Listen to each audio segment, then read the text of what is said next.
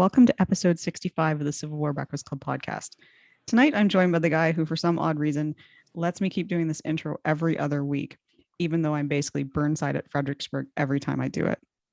So I am joined by the awesome Civil War nerd, Darren Weeks. I'm just Mary. Wow. Okay. Someone was up late last night coming up with the old intro. Yeah. Another job done. Anyway, what's going on? How are you? Notice how he didn't say well done. Anyway, so how are things? It's recording again? It's been a little while, so we're happy to be doing it again. It has. Yeah. No, it's good to be doing it again for sure. Yeah. It's been a few weeks since we last sat down to talk, so it's good to be back. How are you doing? Good. I'm doing well. How's your mood? How's everything going? Good. You will notice I do not have my usual Tuesday night bitch on. So okay, well, we'll see. The night is young. But anyway, so we've only just begun. Exactly. Anyway, so it's been a fun week or so. We had some good live last week, and we are getting back into the swing of things again. We're coming towards the end of the old battle season in the old American Civil War. We're going to take the show out west once again. We're going to talk about the Battle of Spring Hill, Mary, in Tennessee, which was the precursor to the Battle of Franklin, which was the precursor to the Battle of Nashville. But we're going to talk about Spring Hill. But as we always do to get started, there's business to be taken care of and libations to be had. So I will ask you, what are you drinking, Mare? What am I drinking tonight? I am drinking Mega Treat from the awesome Treehouse Brewing Company. Oh, God. Yep. And, managed to get my hands on some Treehouse. Yeah, that works out. And what about the mug situation today? I have my mug that we got from John LaRoe from LaRoe Designs. Ride with the winter mug. So that's what I'm drinking tonight. Okay, well, I'm using the same mug because you copied me, and we know that. Fucker. Yeah. Now I'm drinking Knockabout. It's called Midnight Pumpkin. It's a pumpkin ale. Nice. And it's got a dark sort of something on it, but it's got a moon on it, so it's pretty cool. And there we go. So a couple of good. So we could say because it's got a moon on it, it's 11th core beer. Yeah, exactly. That's why it's going so fast. Almost gone with it already. But we're drinking a couple of good Massachusetts beers. So we got some business to take care of. We got to talk about the Western Theater today again. We're getting back out west. And as Jim Morrison once said, the West is the best. It is. Yep. And we're back into the Franklin-Nashville campaign, which if y'all recall last year around this time, we released our episode about the Battle of Franklin. So if you want to go and refresh your memories about that, check that episode out. But as you said, Darren, this is the prelude to Battle of Franklin, and Spring Hill is actually why Franklin happens. It certainly does. But let's jump back in the Wayback Machine, old Cher, right? If I could turn back time. Okay. Anyway, and we're going to go real quick. We're going to go back to the beginning of what we talked about before. So by the fall of 1864, Atlanta had fallen and the Rebs were very desperate for a victory. The Army of Tennessee was now under control of John Bell Hood, who had replaced Joseph Johnston by Jefferson Davis because the Confederate president did not feel that Johnston was aggressive enough and felt he was going to give up Atlanta without a fight. So, and by doing so, he'd give up all very strategic railroads, warehouses, and that big psychological disaster of losing Atlanta. Mm-hmm. And it would have been a big psychological boon for Lincoln and his 1864 election hopes as well. So in Atlanta, Hood is going to go on that aggressive we talked about versus William Sherman's army outside of the city. Sherman, as we all know, he has those big, huge numbers. He's going to push past Hood. There's going to be some hilarious telegrams established back and forth. And by September 1st, 1864, Atlanta is evacuated by the rebel forces as Sherman is going to move in and occupy the city. He's going to put his feet up. He's going to go to all the good bars. He's going to take over the whole town. He's going to go to Rough and Ready. So he's going to eventually get to Rough and Ready. He's going to do that. But at the end of the day, for Atlanta, the Rebs get pounded. They have huge casualties. And they also have a high number of deserters. So you're looking at kind of the nadir of the Confederacy at that point, especially in the West. John Bell Hood, we mentioned him briefly. We'll talk about his background again a little bit here. He was born in Owensville, Kentucky, not Texas, Mary. He's a Kentuckian. So he was born in 1831 in June, although no one knows the exact date. So that Owensville Chuck E. Cheese must have been very confusing around birthday time because he'd come in at different times throughout the month.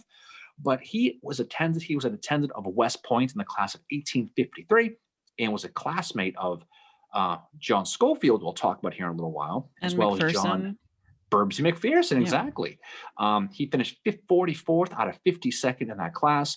had a ton of demerits. They allow you 200. He got 196, almost. It was right there. He was right on the edge, but Oh, he not made all it. He got heroes out. wear capes, right? Exactly. So, so after graduation, Hood is going to serve under Albert Sidney Johnson and Robert E. Lee in that Second U.S. Cavalry in Texas, where he's going to sustain the first of his many war injuries. Remember, he gets shot in the face with the arrow Yep. with this one, fighting the Comanches at Devil's River in Texas, which sounds brutal. And as time goes on, after the firing of Fort Sumter, he's going to resign his commission primarily due to his home state of Kentucky, not Texas, being neutral, right? He's going to join the Confederate cavalry as a captain, where he's going to quickly earn praise. He's going to end up being promoted to the colonel of the 4th Texas Infantry Regiment. So his star is on the rise, rocket ship to the moon, Mary. He's got that reputation of being very aggressive, brilliant commander. You think of him, you think of battles like Gaines Mill. He's going to become a division commander under James Longstreet, and he's going to have an incident where he's going to bump heads with Nathan Shanks Evans. Remember Shanks Evans? Yep, I remember Shanks. After those captured ambulances at Second Manassas, and he threatens to arrest him, and then Lee's is going to jump in. He's going to intervene, free him, and he's going to ultimately, and then Hood refuses to apologize to him. Just picture, oh, I'm going to free you. You're going to apologize. I'm not apologizing. And Lee's like, fine, whatever, don't apologize. But he's going to continue to serve under Longstreet at Gettysburg. Everybody knows the story at Gettysburg, where he's going to be hit in the arm by the artillery fragment, which is going to leave his arm basically dead. Yep. And he's going to continue to be able to use it, but it's basically unusable. He doesn't get amputated, but it's basically a dead arm. Yeah, imagine that. He will recuperate. His division is going to be sent with Longstreet out west to fight with a guy named Braxton Bragg, Mary. Yep. And he's going to fight at Chickamauga, where he will have success in driving your friend Colonel Robert Minty Mary away from Reed's Bridge. So he still continues to have that success. A couple of days later, he's going to sustain another injury. This is going to be a much more serious one, which is going to cost him his leg. He will have his leg amputated just 4 inches below the hip. A lot of people thought he was going to go up the spout and die, because the closer you get to the hip, the more dangerous it is, but he somehow survives it. And he has the support of Jefferson Davis, and that's going to help be named to a corps commander right before Atlanta, again in May of 1864, which is just going to be a few months for the battle for the city. And before he knows it, Mary, he finds himself, guess what, in charge of the whole damn army. The Army of Tennessee he's going to be in charge of. He does. And he's going to run into problems. Yeah, and he definitely does run into problems. You have battles like Ezra Church, which are a loss for the Confederacy. And at the time, they're the guy who was leading charge at Ezra Church, Stephen D. Lee, he's just one day in command, and he's beaten by none other than Oliver Otis Howard. So Ezra Church does not do well, and there's other battles that just after they've left Atlanta, things are not going very well, to the point where on September the 25th, Jefferson Davis is going to pay Hood a visit after he has withdrawn to Palmetto, Georgia. And they plan a strategy for Hood to move on Chattanooga, Tennessee, and to try and fuck around with Sherman's lines of communication. And the hope is that Sherman is going to follow them. And he does for a little bit, as we're going to talk about, I'm sure. But then he just kind of stops because he has other things brewing in the background. So at this meeting on September the 25th, Davis tells Hood he hasn't been happy with what has been happening so far in the Atlanta campaign, and the number of troops that have been lost, he's also not happy with. He implies that he is considering replacing Hood, but he decides not to. It's also at this time that General William J. Hardee is transferred out of the Army of Tennessee, and that is most likely because Hardee and Hood do not get along. And then Beauregard, or Beauregard as he's also known, is selected to kind of quote unquote supervise Hood, although he doesn't really, it's more of I think kind of a symbolic role. I don't know how much supervision was going on. But it's funny that, Davis has this kind of, he's basically scolding Hood saying, you need to improve or I'm going to replace you. And then he finally tells Hood, oh, don't worry, I'm not going to replace you, which is similar to what we saw Davis do with Braxton Bragg after Chickamauga, when all that stuff went down with that petition that his commanders had signed to get rid of him. So as Davis is making his way back to Richmond, he's making a series of speeches. Now, these speeches are very much propaganda in nature. And they actually are a little bit of foreshadowing to how Davis is going to be on his escape when the Confederacy finally falls and they lose the Civil War. But he says this in one of his speeches: General Hood's strategy has been good and his conduct gallant. His eye is now fixed upon a point far beyond that where he will be assailed by the enemy.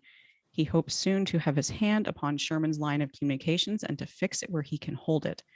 I believe it is in the power of the men of the Confederacy to plant our banners on the banks of the Ohio, where we shall say to the Yankee, be quiet, or we shall teach you another lesson. And it's this shit that Sherman is reading in the paper. And that's how he gets wind of what Hood is up to.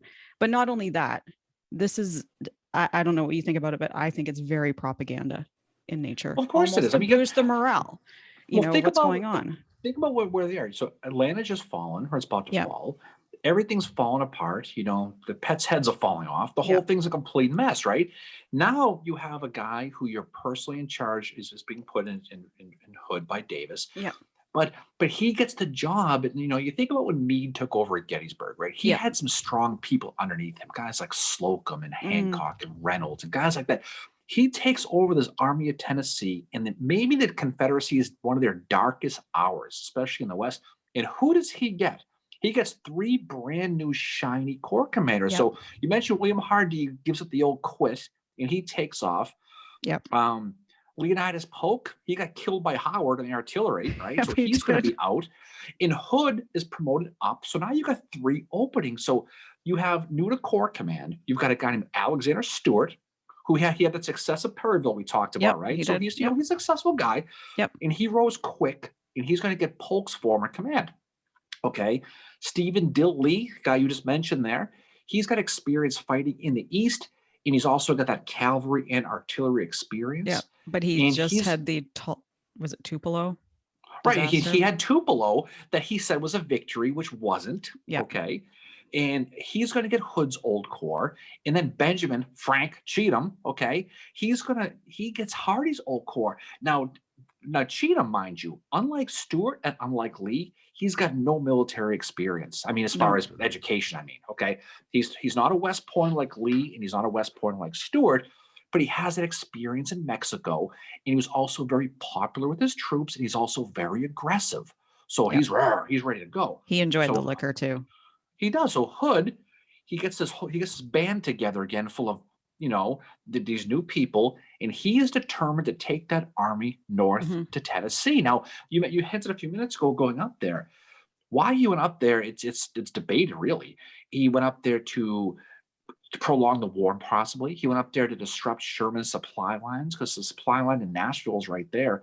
There are some historians, Mary, who say that he had no idea why he was going up there, but he was going up there. Yeah. It depends on who you want to read with Hood. It's a very controversial, it's the whole Franklin-Nashville campaign is very, I don't know, it seems like one of the more controversial campaigns in the sense that there's not a lot of answers to why it happened. Now, here's the deal, okay? I'm going to jump ahead real quick. I'm just to the end. I'm going to tell you is this. Dun, dun, dun, dun. People who study Spring Hill, you have that Pavlovian response that Hood screwed this up bad, okay? And I'm going to tell you right now, my opinion is he did not, okay? And we're going to go into this. I don't blame Hood as much as other people do, and I am not a Hood fan. But when you look at the actual reading between the lines, you realize there were a lot of issues at play, a lot of strange things afoot at the Circle K with this one, Mary, right? Yeah, and I have to say, I do agree with you. In the research I did, I went into this, like, I'm not a huge fan of Hood either, but I went into this being kind of Team Cheatham. And I can say that from the reading I've done, definitely, you know, I lean more towards Hood, that this is not, the blame should not completely rest on his shoulders. So let's talk about this in more detail. So around September, October 1864, Hood is going to move west and north of Atlanta, and he wants to pull Sherman out of those fortifications, try to lure him into a fight, right? Yep. Sherman ain't going to take the baits. The hell with this. Sherman does, though. He's nervous about what Hood's going to do, especially with Tennessee. He's going to send George the Rock of Plymouth Thomas this Thanksgiving time, Mary, to command an army to defend that Middle Tennessee and Nashville area. So he's going to send some people up there. So under Thomas is a guy named John Schofield we talked about. As I mentioned, former classmate of John Bell Hood at West Point. He will lead an army that's made up primarily of the 4th and 23rd Army Corps. Now, Schofield knew it's going to take a while to get all the troops and men via the railroad to Middle Tennessee. So he knows his time is limited. So he's got to hurry up, and he knows it. He knew the Rebs were going to move as quick as well to try to take advantage of that opportunity to move into Middle Tennessee as well. So you kind of two armies kind of trying to race to the same point, and that target is likely Nashville. So Yeah. late October 64, Hood's Army of Tennessee is going to arrive in the town of Florence, Alabama, which is going to kind of be their kickoff point for this Tennessee campaign. It's going to be kind of their staging ground, right? Immediately, he runs into logistical issues. We're going to talk about many of the issues he's going to run into with logistics. A lot of his supplies haven't arrived in Florence yet. So they end up sitting around whittling for 3 weeks in Florence, hanging out, while Schofield continues to move north towards Middle Tennessee. So Mhm. jump ahead a little bit, November 19th, 1864, 1 year to the day, Mary, of the Gettysburg Address, by the Yep. way.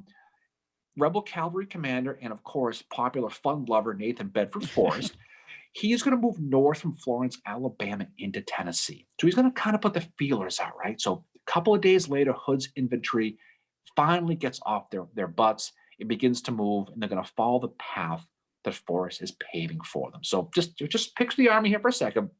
Hood is going to move in 2 columns for the most part. Lee and Stewart's corps, they're going to go northeast towards the town of Lawrenceville, Tennessee, right? Yep. Cheatham's corps is going to go north towards Waynesboro, Tennessee, which is where Hood is going to be with them. Now, Hood, he's quoted, he says, and I quote, Mary, by a rapid march to get in the rear of the Federals, then at Pulaski, Tennessee, before they are able to reach the Duck River.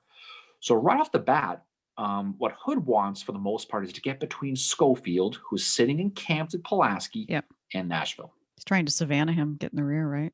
He's going to make it hurt. That's what he's going to try to do. Okay, well, okay. But it's around this time too, like it's morale is said to have been pretty good, but then as they get going, it gets a little bit worse because the weather is not very good at all. Like there's one point where they have to basically, like, the horses are in such short rations, like we talked about in our horse episode. They didn't always get enough to eat. The men are having to help haul the artillery, because what happened is when Cheatham's men left, so Clayburn was leading the way, it was in a sleet storm, and sleet is the fucking worst. And then it stopped and the sun came out and like the ice all melted and stuff, and it was just like the men said the mud was over their shoes and it was just not great. Now, the one thing Clayburn does around this time is he's really good at rallying his men. He is said to have made a few speeches to his troops where he basically repeated several times his determination to die rather than surrender. So that is an idea of where this army is at this point in the war in late 1864. Like they've got to know it's in their mind done. It's late in the 4th quarter. They're down, and they have to do what they can. So the other issue Hood had was he's got his army basically marching up 3 different roads. Yeah. And he doesn't understand the terrain in front of him. And that's an issue. He doesn't understand the terrain his army will be crossing. Throw in the weather here in a few minutes. The other thing he doesn't really know really is the whereabouts of the Federal Army. He doesn't really, he's kind of going blind in a territory he doesn't know the land. His objective is clearly Nashville, and he knows he has to hurry to stay ahead of Schofield. Now, you mentioned the weather, okay? Weather is always the great equalizer. And for whatever reason, the weather is something in all these battles, all these campaigns that doesn't seem to get enough attention, right? I mean, I'm walking from my car into this house here. I'm freezing. It's at 100 feet. These guys are marching a long time. So they began that forced and hurried march. And that's what it was on November 20th, 1864. It is that cold rain, that sleet you talked about, and all the wagons are all bogged down in Florence. So just picture the mud march, right? That Burnside had, right? Mm-hmm. The next day is the 21st of November. Now it's snowing out.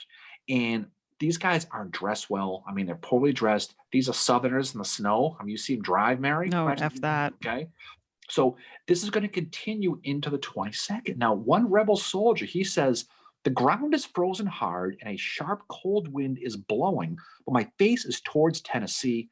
I heed none of these things. So what this tells you is this: A, I'm friggin' freezing, but B, I'm fired up. I'm proud. Yeah. Because we're heading into Tennessee. My face is straight ahead. This sucks, but I'm going. So it's interesting. You know, these guys, It reminded me a lot of like in the Gettysburg campaign when those Mhm. Pennsylvania boys got back into Pennsylvania Yeah. and they're all singing "Home Sweet Home" by Motley Crue. Yep. And what happens is the Tennessee soldiers who are from Tennessee, they're crossing that state line and Yep. they're cheering once they cross. Who joins them over the border is the governor, a guy named Isham Harris, Yes. Yep. who's going to join Hood for the rest of this campaign. So He's at the as Battle Hood's, of Shiloh. Did you know he was yeah, at the Battle of Shiloh? this guy gets around, Mary. Yeah. You know, but as Hood's army is moving north into Tennessee, they are going to bump into some skirmishes with the Federals along the Mhm. way. But what you said a few minutes ago is a good point. The weather's bad, but the morale is strangely good, Well, I think right? it's because I wonder if, and I just thought of this now, they're going for Nashville, which was one of the earlier Confederate cities to fall. If they could take that back, I think it I was the think, first Confederate capital to yeah. fall, Mary. Okay. Yes. First Confederate capital to fall. Do you realize almost Kenny Chesney concerts they missed by losing that capital? So it's the first Confederate capital to fall. And I think maybe, if they can try and get that back, what that would do. Because you think Well, about the position that Richmond is in right now, right? With Grant and all that. If you can go and get back that, Nashville. you'd also recaptured all the supply lines. That was a big thing. Exactly. So Yeah. November 25th, the greatest day of the year of 1864, Hood is going to arrive at Mount Pleasant, Tennessee, which is a few miles south of the Duck River and about 11 miles south or so southwest from a town called Columbia, Tennessee. So they're slowly moving. Now, one of Hood's confidants on this march is a chaplain by the name of Charles Quintard, the 1st Tennessee Infantry, who was with Hood at his headquarters. He was kind of like he's always there. And Mhm. he writes a lot of good firsthand accounts of Hood in this situation. Okay. And this quote, Quintard says, he writes, Hood was in the best health and spirits and full of hope as to the results of his present movements. And the reason why I mention this is because when you hear about Hood a lot in the Tennessee campaign, you hear a lot of rumors about his health and the Yep. stories of the laundrum and all that stuff. You hear about how he was kind of loopy. This quote point blank says the dude's sharp as a tack. He's ready Yep. to go. He's healthy. He's motivated. He's got all his wits. Mhm. So it's important to note that somebody with him firsthand is saying this because it kind Exactly. of debunks a lot of those rumors you hear about this thing with Oh, him. yeah, there's a lot of that. And I think, Hood's injuries did plague him. It's quite Yeah. evident they were plaguing him at Ezra Church, but it could have been depends on the day kind of situation, right? Like maybe Ezra Church, he was having a bad day. But yeah, I think sometimes that, Hood's health kind of might be a little bit exaggerated. But when you hear something like what you just said, to your point, here's somebody firsthand who's saying this, that he's with it, and his morale is Mhm. obviously high too for Yeah, so what's happening. the 26th of November, the Rebs are going to arrive near Columbia and they're going to set up a parallel position to Schofield, right? So Hood is going to move his headquarters to the house of a guy named Andrew Polk, who was a rebel captain in Tennessee, and then he's going to eventually move to the house of a woman named Mrs. Warfield, about 3 miles south of Columbia. Chaplain Quintard again. I'm going to read another quote, Mary. I had a pleasant conversation with Hood. He detailed to me his plan of taking Nashville, which I do not feel at liberty to write down, except to say that 700 men will either fill 700 graves or receive the laurel crown. Right. So again, the reason I mention this is because people question what he was really looking to do. Mhm. It seems to me, based on these quotes, this Quintard guy, he's a chaplain. He's not some local Goderich DQ employee, Mary. This is a guy with cachet. He confirms that Nashville is what he wants to do, which is pretty obvious, but some people question what he was going to do. So Yep. Hood is going to discover that the next morning, right, that Schofield at this point has crossed the Duck River, Mhm. right, and was still moving. Now, Hood, what he wanted to do, he wants to swing around Schofield east of that Duck River and hit him north of it. And when he found out he crossed the Duck River, he must have just face palmed at that point because he's a dollar late Yeah. and a day short a Yeah. lot of times on this campaign, right? And you know what else happens around the same time? He gets a letter from old friend PGT Beauregard, Mary, and he tells him two important things. One, Uncle Billy Sherman's marching through Georgia. Yep. And two, you better get your ass moving because we gotta get going here, right? Well, yeah, and that's why early on in the campaign, like Hood was trying to draw Sherman back into Tennessee, away from Atlanta, And all of a sudden, like, there was a period of time where Sherman didn't really know where Hood was, and then he found him again. But then all of a sudden, Sherman kind of pulls back. And I think that's when the whole idea for the March to the Sea, Mhm. he's like, okay, we're going to do this instead. And that's when he sends, Debbie Downer, General Thomas, into Middle Tennessee to watch what's going there. And he's got Schofield with him as Mhm. well. But yeah, now you have this other side of it happening, this March to the Sea, which is, that's got to be like, Beauregard must have just been, we're fucked, dude. You need to hurry Oh it yeah. up. And they don't know if he's living off the land. They still see Nashville as a supply depot. Yeah. So Hood is going to tell Chaplain Quintard here. He's going to say that he is either going to beat the enemy to Nashville or make him go there at a double quick. So the race is on to Nashville. So the 27th of November, Hood is going to sit down. He's going to give his orders to his corps commanders, as Ben Cheatham, Stephen D. Lee, and Alexander Stewart from that Warfield House. Now, he's going to move most of his army across the river towards Columbia, and then northwest to a town called Spring Hill, Tennessee, which is about 13 miles or so away. And if he controls Spring Hill, he's going to more importantly control and gain access to that Columbia Turnpike to Nashville. And that's what he wants. He wants to get there. He wants to block that. So what does he do? He's going to send Forrest cavalry upstream first to drive away any Union cavalry that's in his front, right? And then what he wants to do is going to send Cheatham's corps, and he's going to build. They build these pontoon bridges, and they're going to cross over the river, right? Yep.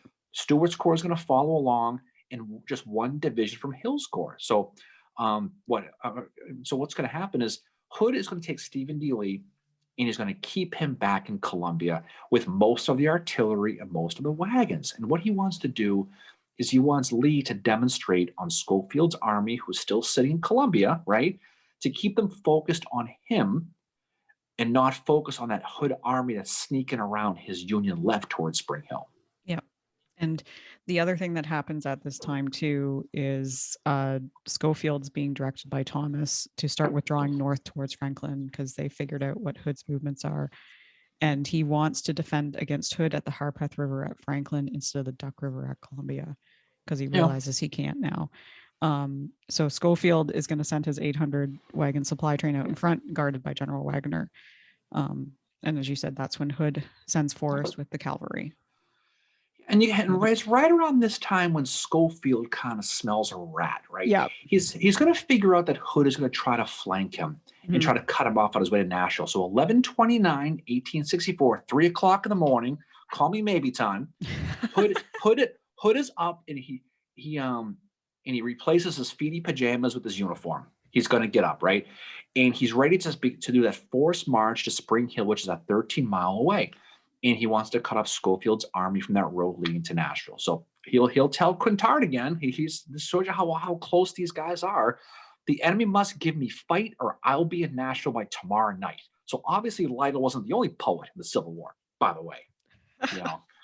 Just read that one 3 times quick. So 11 o'clock in the morning, the Rebs are on the move to Spring Hill, and they're crossing Duck River at the Davis Ford after Forrest and his merry men cross at Davis's, Owens, Carr's, and Holland's fords, and they're pushing that Yankee cavalry away. And they're starting to engage some Federal infantry east and south of Spring Hill, while more Union troops are continuing to advance north on the village. So they're moving. So that's going to be an issue with the communication. We're going to find out now. Yep. Forrest, he's going to consolidate all of his troopers near a place called Rally Hill, and all morning he's been pushing this Federal cavalry as far away as Franklin. So they're driving him away. He's road grading at this point, and Hood's men are starting to move too. But again, what are they dealing with? Those crappy roads, muddy fields, and they're trying to. It's like they're trying to race somebody, but they're running on ice. Yeah. Well, there were some of the Federals that were said to be, I think it was Stanley's. They basically ran through Spring Hill, like they took it at a run. Like that's how quick these guys were booting it. Just picture like a road race in the last 50 yards. You're right there with that's the guy. What they're doing. Push it.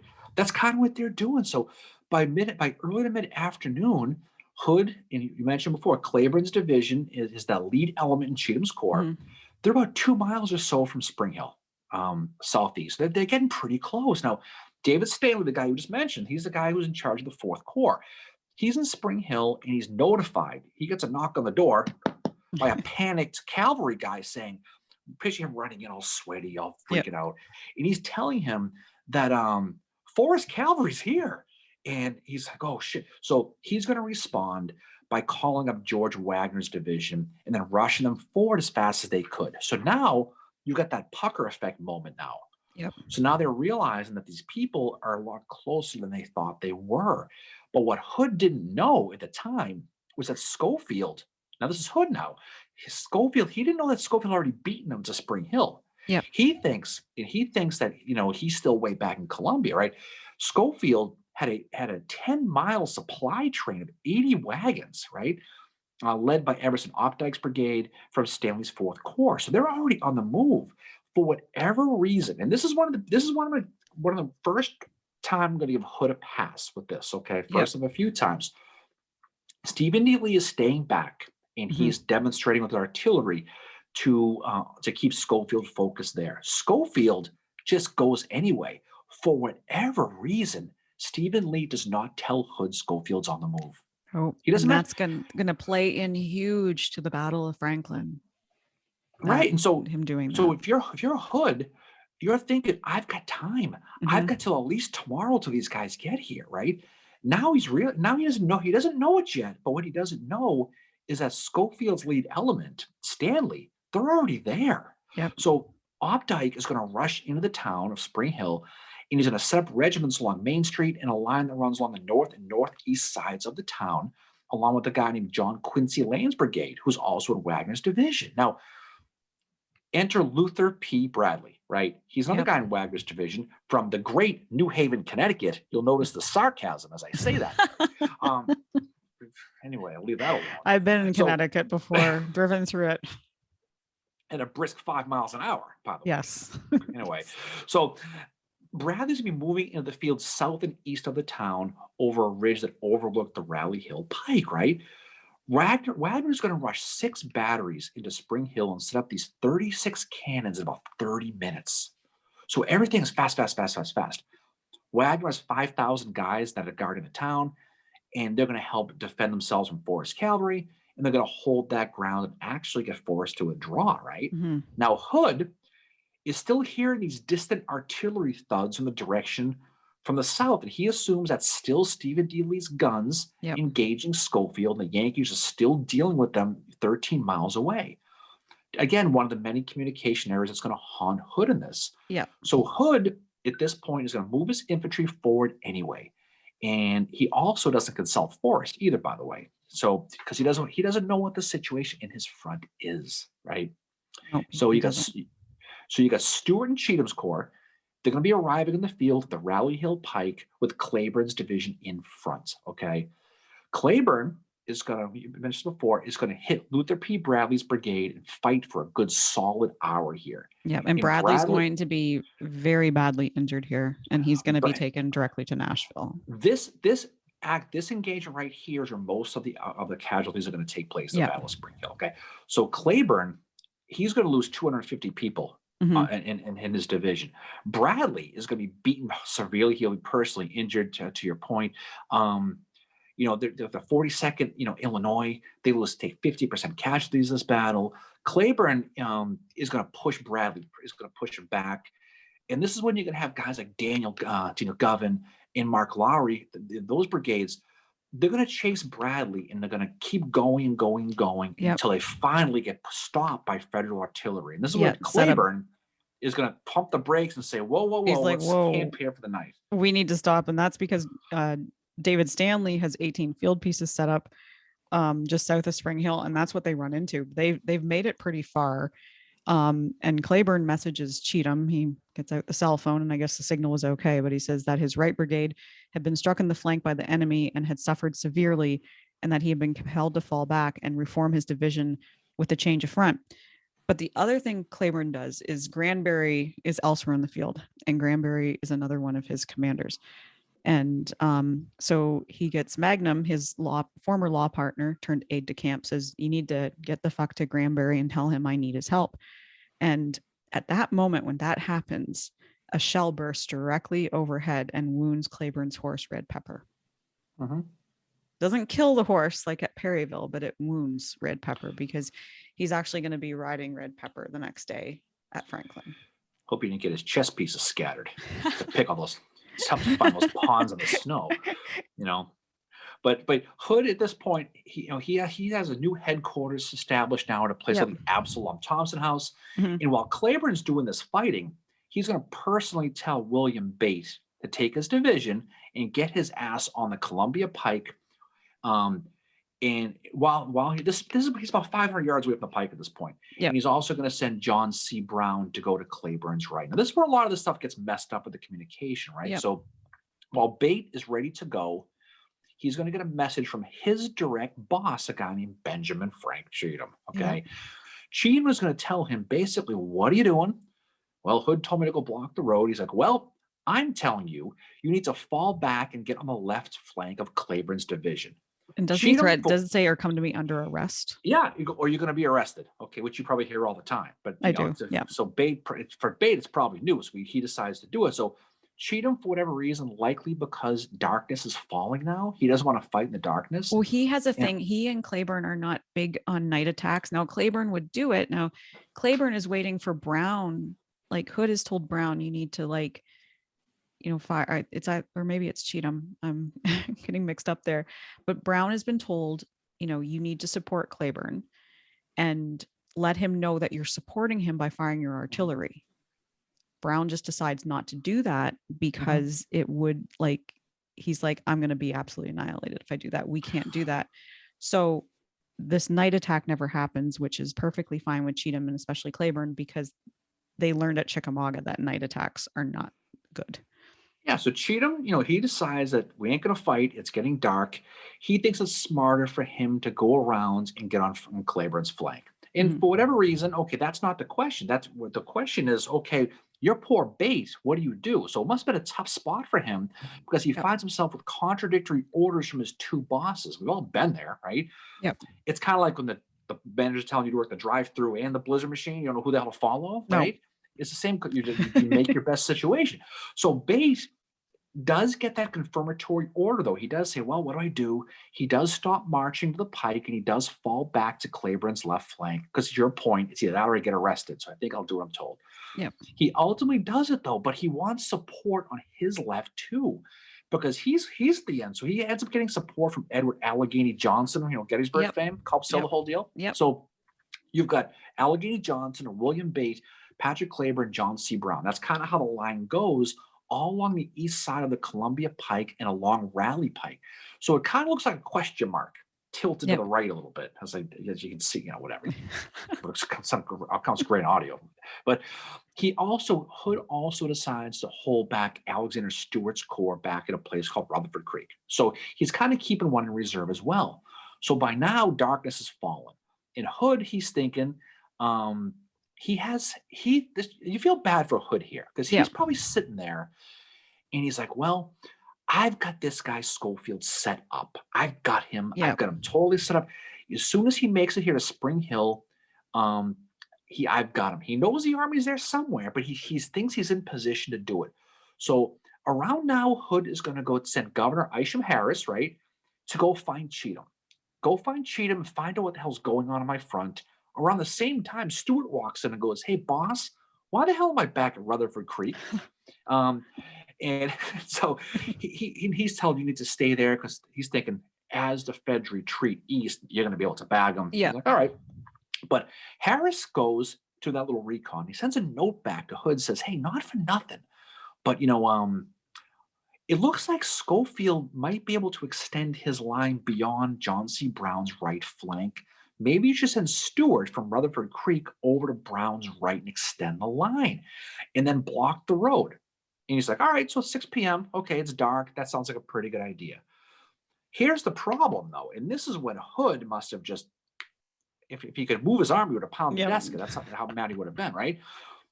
Hood assumed Brown's line faced west, okay? And it didn't. He has no idea the direction of the troops. So when he orders Stewart to get on the right without knowing Brown's position, Stewart takes Nathan Bedford Forrest with him, and he returns to Hood's headquarters and says, hey, boss, I don't think this is right. Because if I go on John C. Brown's right, I'm going to be drifting off to the northeast. I'm not along the road anymore. His line is not facing east, it's facing northeast. So they wouldn't be along the Columbia Pike. They're drifting away from the road. So Hood at this point realizes, shit, Brown did not follow the orders as obeyed, and we are not in position on the Columbia Mhm. Pike after all. But he's thinking, well, Schofield's not coming till tomorrow. I can deal with this shit. He doesn't know the feds are moving in large numbers on Spring Hill, and that Cheatham had deployed bait, and then Clayburn, and then Brown, gradually moving away from that road. So Yep. they're not in position right.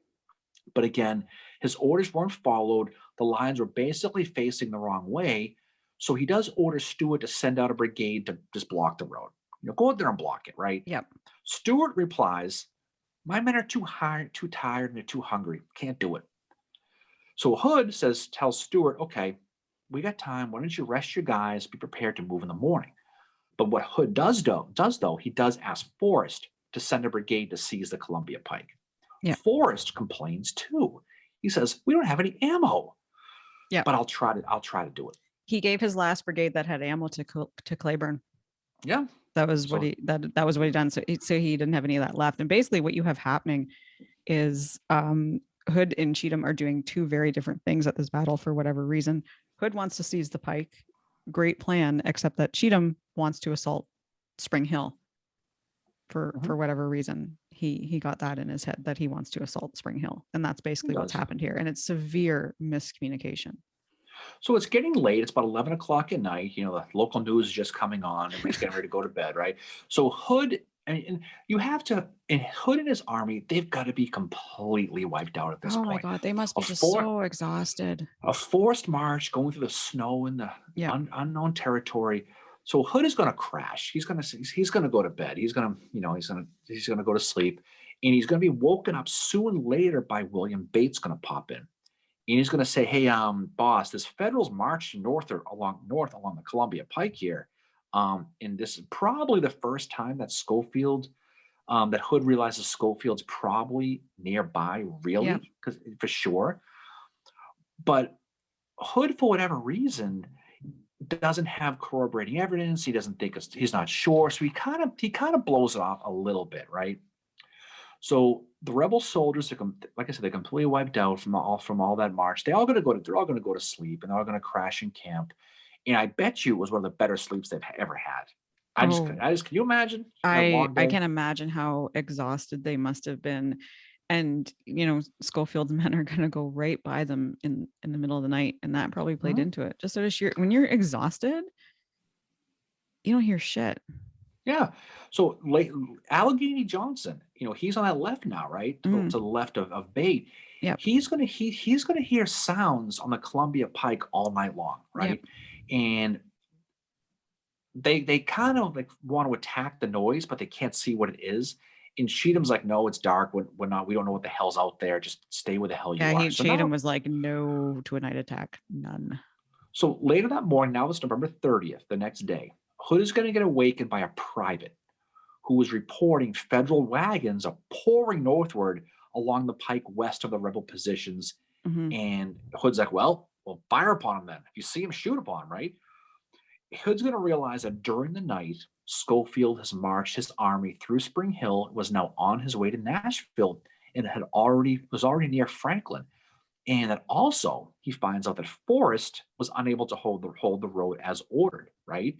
And when you look at the terrain, it's difficult to imagine, but with the hills and with night, it's you talk about a lot of these acoustic shadows we talk about a lot. It's very possible based on where the rebel army was placed that they wouldn't have heard much at all. Well, they say that, where Clayburn was bivouacked for the night, which keep in mind that this is his last night alive, as it is for a lot of these men in this army. It's their last night alive. Where Clayburn was, there was probably enough of just the way the landscape was to make that acoustic shadow that he couldn't have heard anything that night at all. Mm-hmm. And the other thing that's interesting too was Nathan Bedford Forrest married. He does not report to Hood that he couldn't hold the road and they got by. He doesn't report that. So Hood, he's gonna be as you can imagine, he's not going to be too happy, right? He's Ooh. going to blame. He's He's probably going to like me on a blame. Tuesday, Oh, no one's a that bad. normal Tuesday. Fucker. He's gonna he's gonna blame Cheatham for not obeying his orders to block the Columbia Pike. Mhm.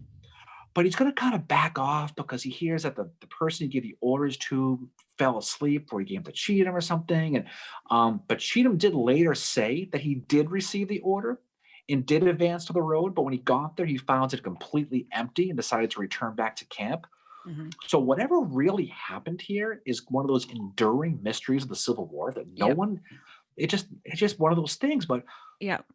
the criticism of Hood, though, right? And this is what I come away with this with Hood. I think Hood's overall plan to get to Nashville for Schofield, um, I thought it was a really good plan. It I thought it is. was really solid. Yep. Now, It is. his plan, here's the thing, his plan was not to defeat Schofield. His plan was to get to Nashville first, right? Yep. And So I when think that was people say, completely for more. It was for moral reasons, I think, because this is an army that I think they're starting to recognize, especially with Sherman doing his march to the sea more than ever, they need to seize that city back. because Hood gets a lot of criticism for not attacking Schofield, but that was Yep. not the plan. It was not. Mm. Also, Hood was also blindsided by the early arrival of Schofield because of Stephen D. Lee's never telling him that he was coming. Yep. Because he probably thought he had about 12 hours ahead, right? Yep. And he thought that he had time because the Feds were likely pinned down by that artillery in Columbia.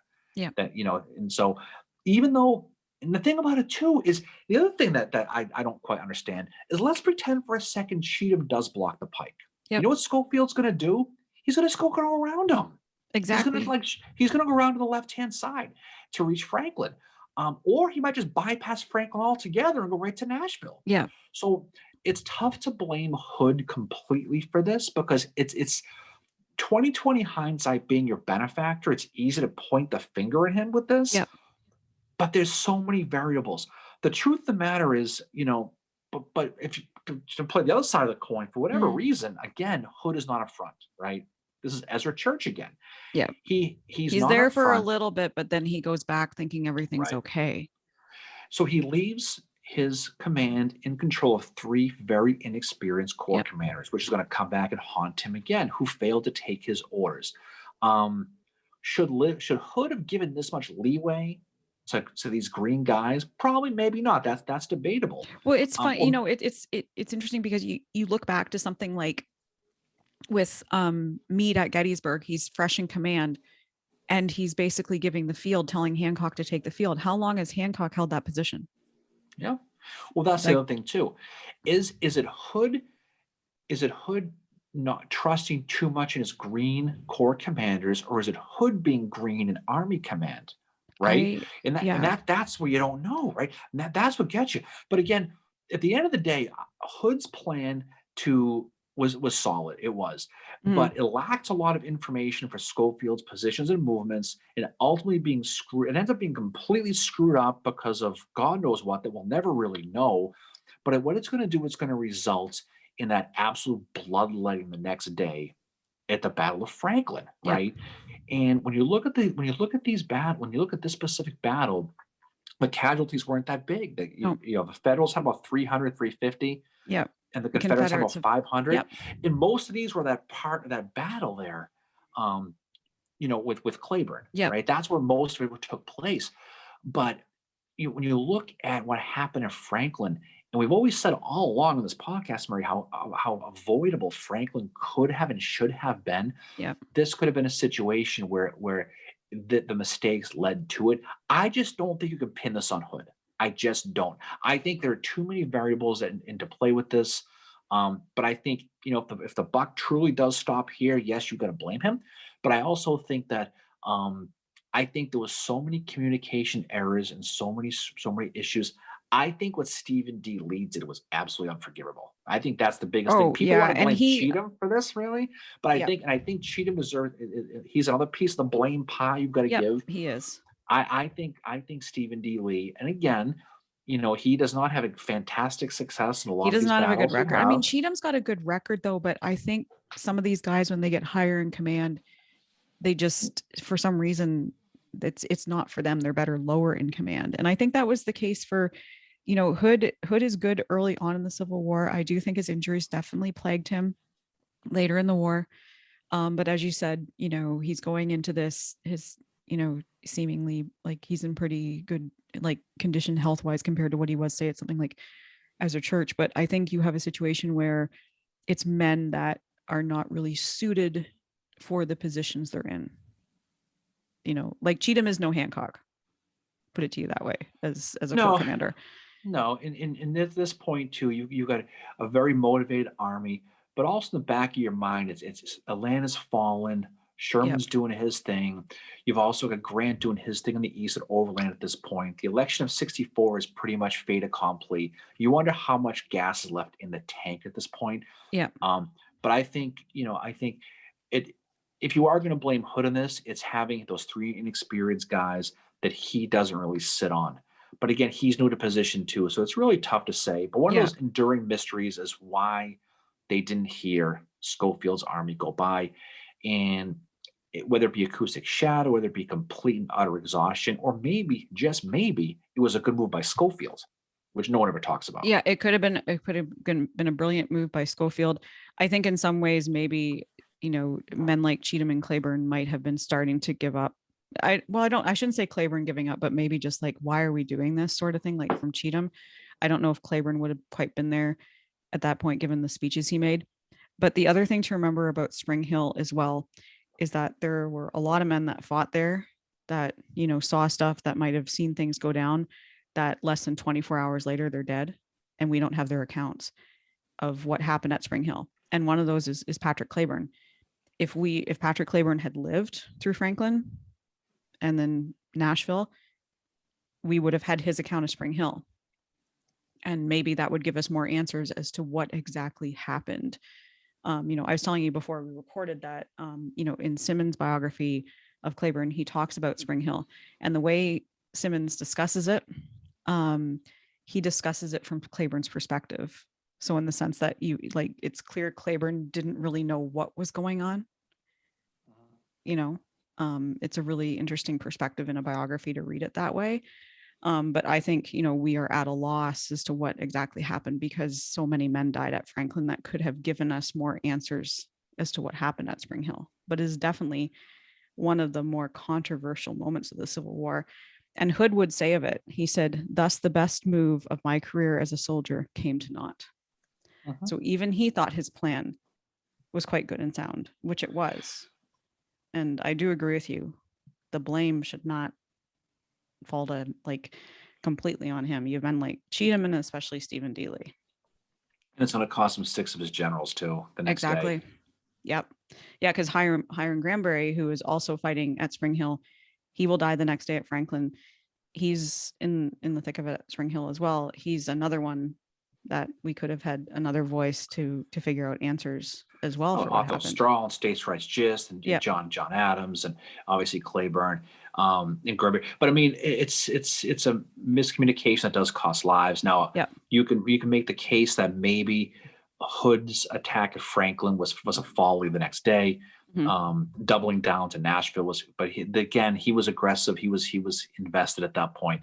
But at the end of the day, that the campaign is going to completely fail, and it's just not going to work out too well for John Bell Hood and that Army of Tennessee, which is going to kind of drift away at that point. Yeah. Yeah. And there was one interesting story I wanted to talk about that happened on this campaign. Yes, it is to do with Pat Clayburn, but it happened on around November 22nd or 23rd, and they were staying at Hamilton Place, which was Lucius Polk's plantation, which Clayburn and Lucius Polk were quite good friends. But Clayburn remarked that it was quite beautiful and peaceful there, and he saw a small chapel, and he said to his staff, he remarked, "It is almost worth dying to rest in so sweet a spot." There you go. And he's saying that, about just a week before he dies. So the last night on Earth, Patrick Clayburn is going to spend in a field, not far from the Columbia Turnpike. That's how it's going to be for him. So yeah, and all those men spend the night, and you think about it, they're spending the night there, and Schofield sneaks right by them, and who knows if it was a brilliant move on Schofield. Like, I mean, the Confederates wake up the next day and the road is littered with their stuff, right? Because they're dropping things left, right, and center as they go along. Oh, it's kind of like the road after you drive down your little car, throwing your McDonald's cups out the window on the highway. Exactly. DQ, You know? empty DQ. Tell me about it. A car full of them. But again, it's a mysterious type of situation. Spring Hill is similar to Second Winchester heading into Gettysburg. It's something that you had to truly appreciate Franklin. You really have to be able to study Spring Hill and understand the intrigue and the mystery and the controversy of what the heck actually happened there. Yep. But I think when you're looking at that blame pie we talked about, it's more than one piece. It's more than just Hood. You got to look at the people who he entrusted. Now you can make the case that he maybe shouldn't have entrusted them, but at the end of the day, people in Corps Command should be able to report when an army is leaving and moving in towards you, right? Yeah. You should be able to not have a Corps commander who is going to give contradictory orders to division commanders, right? Yeah. Well, that's why I keep going back to Hancock and saying, like, he's relatively new to the position at the time that Gettysburg happens, right? But look at how good he is in that position. And for me to say that, because I'm not a huge fan of Hancock, admittedly, but I'm comparing him with Cheatham, who is unable to, like, he's not going back to Hood to say, hey, this is what's happening. He's doing the opposite to what Hood wants. Whereas, Meade entrusts Hancock to follow those orders that he's given him. He does. So I think Spring Hill's interesting. I think we did it justice today, setting up for the Franklin battle. So what is next? So next we are going to be talking about Knoxville, a little about that, and Knoxville, Tennessee. Yep, Knoxville, Tennessee. Oh, stay in Tennessee, huh? Yep, and then we are still going to be staying in Tennessee, and we are going to be wrapping up our discussion of this campaign with the Battle of Nashville. The final battle in Nashville, obviously. Now, at some point, we are going to go back and look at some of the other battles in this campaign, the Franklin-Nashville campaign, because they are quite interesting. Like, you have Alatona, you have Resaca, you have Dalton, and you have Decatur as well. Now, they're relatively small battles, but they all factor into this whole Franklin-Nashville campaign as well. And I think they're important to discuss too. But yes, coming up, we have Knoxville and Nashville. Get your Nashville chicken ready, Mary. We're staying in the volunteer stage. Going up Sorry, Broadway, Eastern Theater fans. We're gonna stay in the Western Theater for a few more weeks. Maybe we'll hit Tootsie's on Broadway while we're there. Maybe let's go watch some country Western stuff. We'll see some music. Go see some stuff. Speaking of Tennessee, Mary, the ugliest bloodletting of all is going to take place this Sunday when the Patriots play the Tennessee Titans. So it is. Tie that all together right there. Yeah. Franklin 2.0 in Foxborough. Yeah. All right. So off we go. So some good stuff coming. Our live is coming up this Saturday. By the time this drops, it'll be hopefully everyone will have had a good and productive Thanksgiving. Have a good holiday. Yes. Us Americans here have Thanksgiving, Mary. Hey, I still celebrate. I do. You celebrate everything. I do. Beers in the morning, Mary. Yeah. Every day. Exactly. But we got good things to talk about. So everybody, thanks for listening again. As usual, our live. Also, by the time we drop this, our latest roundtable will be in the books. Yep. So that'll be a good thing. I'm sure that will go pretty well for everyone as well. Any final words from you, Fincheroo?